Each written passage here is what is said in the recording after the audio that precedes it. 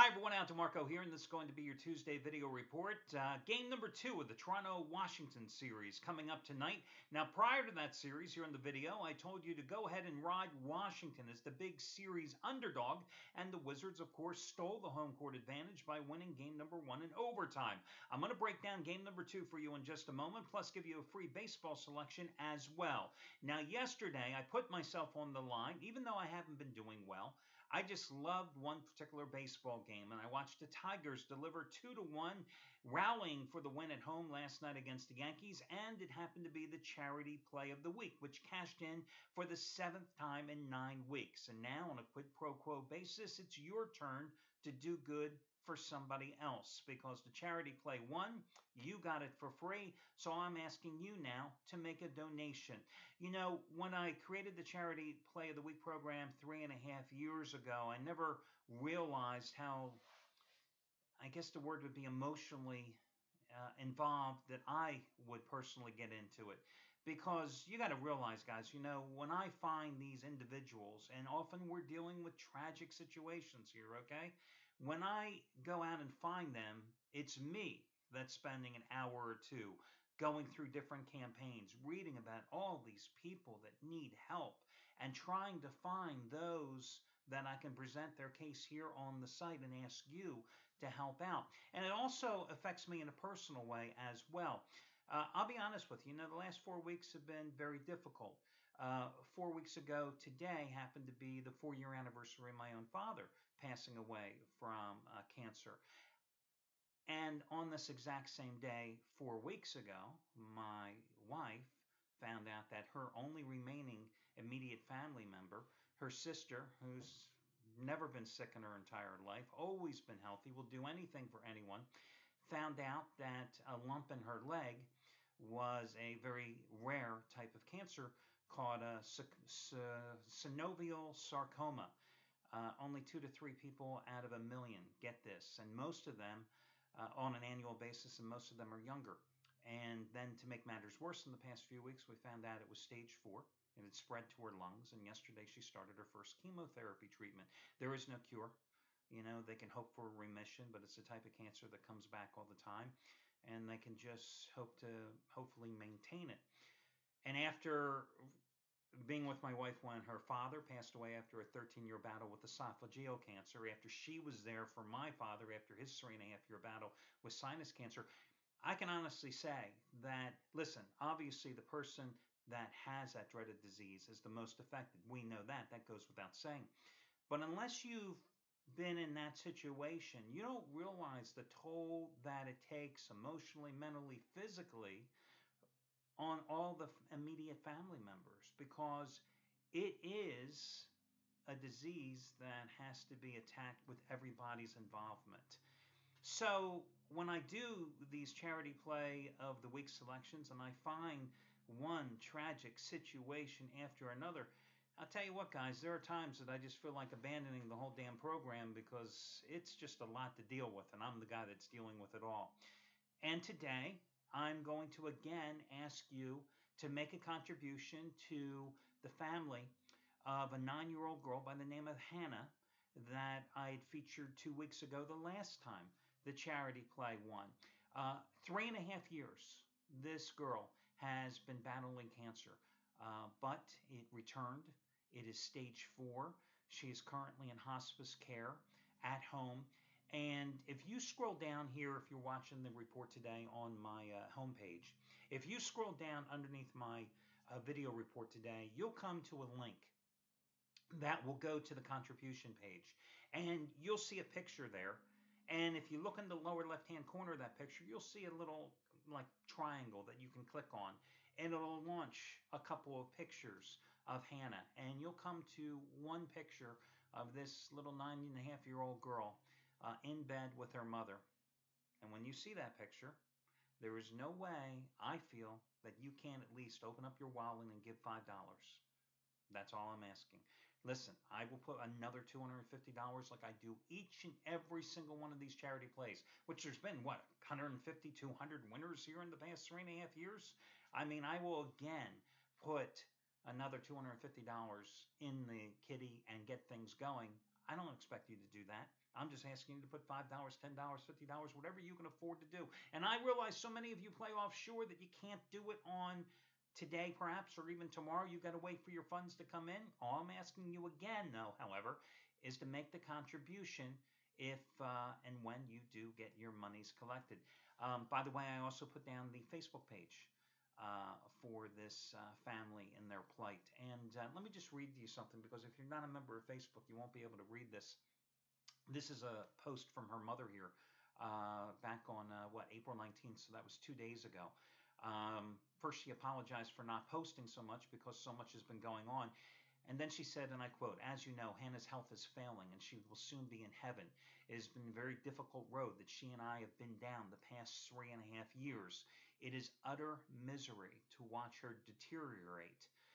I try to enjoy Hannah's every smile, laugh, and cuddle. Those are becoming very few and far between. Her appetite has dwindled to almost nothing. She's losing her vision, and any time she moves, she is in excruciating pain. I wish I could take it all away." These funds were originally going toward helping with expenses in terms of her care. They are now being collected in the fundraiser page set up, I believe, by one of her cousins to pay for future funeral expenses. So think about that. Make the contribution. That's all I ask. Now, as you know, whenever a charity play wins, I then give you the option to save money on a long-term package with any particular handicapper here at the site. It doesn't have to be me. You can save $125 off the purchase price of any handicapper's 30-day package by using coupon code SAVE125. SAVE125. That's $125 off the total purchase price of any handicapper's 30-day package here at the site. And you can save $50 off the purchase of any handicapper's 7-day package by using coupon code SAVE50. When I first started the program years ago, I used to make it so the package savings were only good for the handicapper that won for you for free. But about a year ago, I decided to let the choice be yours. I put it in your lap. Listen, I wouldn't buy me, considering I've only won 5 of the past 16 days. I'm just being honest with you, okay? But hey, if you happen to already be involved in a long-term package with a handicapper and you want to extend it out further, use the coupon, save the money, and if you have any instant rebates, they are applicable as well. So again, save $125 off the purchase price of any 30-day handicapper package by using coupon code SAVE125, or save $50 off the purchase price of any 7-day package by using coupon code SAVE50. Half price play of the day is going to be Matt Rivers, the very first blank check waive the rating play in the NBA playoffs in his 12 years as a charter member here of the site. And it's on the Celtics Cavaliers Game 2 contest. This is only the 9th ever NBA blank check play, period, he's had during his tenure here at the site. And in all sports, he's 27-16 with 2 pushes with these blank check plays. You can get it. Winner number 34 out of 56 overall, no matter the rating, for half price simply by using coupon code HALF, HALF. And props going out to Steve Boonan's #1 NBA crew out of New York. They are now 51-34 with 4 pushes along the way over the past 5 years after getting off to a 2-0 start here in the postseason. Both 50-dime plays, both winners. Clippers over the Spurs on Sunday. Then last night they had Chicago against Milwaukee. Today, 50-dime playoff winner number 3 in a row, the Wizards-Raptors Game 2 side. 5-0 sweep in the NBA Finals last year. All 50-dime plays, just like tonight's. You got the first 2 winners the past 2 days, saving $70 off the purchase price. You do so again today by using coupon code NYC29. NYC29. That'll get you the play for just $29, and all your other coupons, etc., over on the homepage. And should you have any questions, just contact customer service. Before I get to the free play tonight, kind of interesting looking at the box score for game number 2 of the Milwaukee-Chicago contest. You know, the Bulls are not the defensive stalwart that they were in previous years, but they are one hell of a rebounding team. And I don't think anybody really anticipated the impact that Pau Gasol would have on this team when they signed him during free agency last year. but he really has just made such a tremendous difference and has been such an assist to Noah along the front line. Now, it is true that Gasol is not a great defensive player, which is one of the reasons Chicago is not as strong defensively this year as they have been in past years. But the fact is, the Bucks shot 39.3% from the field in the opener, and last night they shot even worse, 35.6%. 4 for 17, Milwaukee, from three-point land last night. 4 for 16 in the first game in the series. But then you look at the discrepancy with the Bulls and the Bucks in terms of the size and the ability. Excuse me. Don't mean to get all choked up about this. But if you think I'm going to start this video report again, you're crazy. Listen, last night, the Bulls had 27 free throw attempts versus just 17 for Milwaukee. The amazing thing about last night's game, Derrick Rose had a horrific first half, right? The Bulls missed 10 free throws last night. They only shot 38.3% from the field, but they still won the game and they still managed to cover, right? Why? Because they out-rebounded them 64 to 48.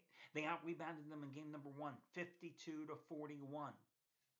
Game, set, match.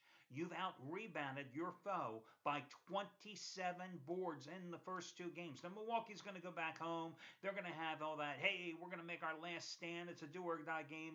They're not going to get any bigger. I mean, that doesn't mean that they're not going to cover, but they're not going to get any bigger. And I think Chicago sniffs blood. But let's fast forward for a moment. The Bulls' ability to hammer the boards and their depth, that's what's going to give the Cleveland Cavaliers problems.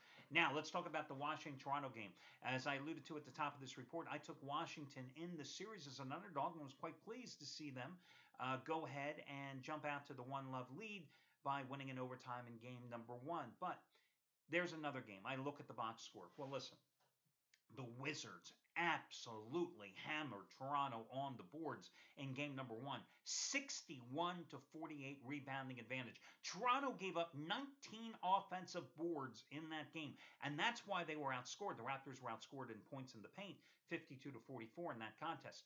But at the same time, the Raptors literally shot themselves in the foot because that was about the only thing they could shoot accurately at in game number 1. I mean, they shot 38% from the floor. They were 6 for 29 from three-point land. Lowry and DeRozan, the starting guards, they were a combined, 8 for 30 from the field, right? 22 combined points. Lou Williams, the Sixth Man of the Year award winner, 4 for 16 for 10 points. Now, it is true that John Wall and Bradley Beal were just as pathetic shooting. Matter of fact, does John Wall have a shot? I love, by the way, end of the quarter, end of the game. You saw it last week with the game that went into double overtime in Indiana, if you happen to be watching on TV. The end of the game, what do the Wizards do? They clear it out and they give it to John Wall. If John Wall can't drive to the basket, forget about it. He's a pathetic outside shooter. But anyway, Wall 5 for 18, Bradley Beal 6 for 23. They only combined for 26 points in the opener. This is the last stand for Toronto. I still don't think they can win this series, but at the same time, I don't see Lou Williams shooting 4 for 16. I don't see Kyle Lowry and DeMar DeRozan shooting a combined, 8 for 30. I just think the Raptors have a shooter's chance here in this contest.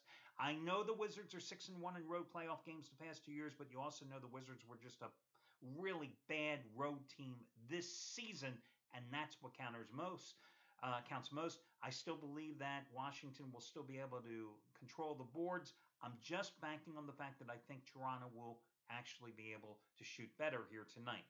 Now, can they cover the 5-point spread? That's, of course, the $64 million question here. I will go with Toronto as the free pick. Can't say I'm in love with the play, but I do think they have a shooter's chance. Listen, the Houston-Dallas game, FYI, I don't know what to tell you. I mean, you already see the public jumping on the Rockets, moving this game from 5.5 up to 6.5 points.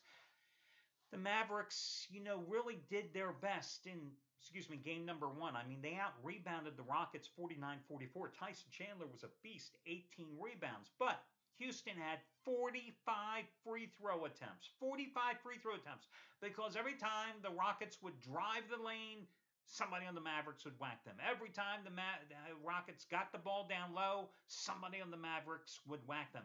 It's amazing how easy that game one win was for Houston, considering that Dwight Howard, who got off to a great start, was really a non-factor because of foul trouble, only played 17 minutes, yet had 11 points, 5 rebounds, and 5 blocks. But 7 Rockets scored in double figures. And again, it's amazing how well they played, despite the fact that James Harden had 24 points, but he was only 4 for 11 from the field. But then, out of the blue, you have Trevor Ariza, 12 points, 11 rebounds, 6 assists, right? 3 steals as well. And I mean, just gave Chandler Parsons all type of trouble. Now, Parsons played like 35 or 37 minutes in the opener, still having the knee problems. He is doubtful for tonight. Another big hole for the Mavericks, okay? You got Monta Ellis, who had a miserable game shooting 5 for 16. You had a Mavericks team that committed 17 turnovers. You had one of their key backup guards, Devin Harris, unable to play because of a toe injury and questionable tonight. I just don't see how the Mavericks are able to win this game here this evening. I've got to believe that Harden will shoot better. I must believe also as well that Howard is going to be more effective. I think the Mavericks gave them their best shot in game number 1. I mean, Dirk and Chandler had big games. So even if you say Monta Ellis has a better game here tonight, well, aren't you also having to go ahead and consider the fact that Harden and Howard are going to have better games as well? So I would go ahead and lay the 6.5 points here with Houston because I just don't think the Mavericks have any chance in this particular contest. Your final selection here. Oh boy, this is going to be a tough one, but I'll tell you what, guys. I'm going to go with Washington and Gio Gonzalez at home minus $1.15 over St. Louis and Lance Lynn. Now, Gonzalez has a 1.17 earned run average in 3 career starts against the Cardinals. He has not pitched well this season, though. He did win at Boston on Wednesday, 6 hits, 5 runs, and 6 innings after losing to Philadelphia in his season debut. 6 1/3 innings, 5 hits, 3 runs, and walking 4 batters. But both of those games were on the road, and he is playing at home.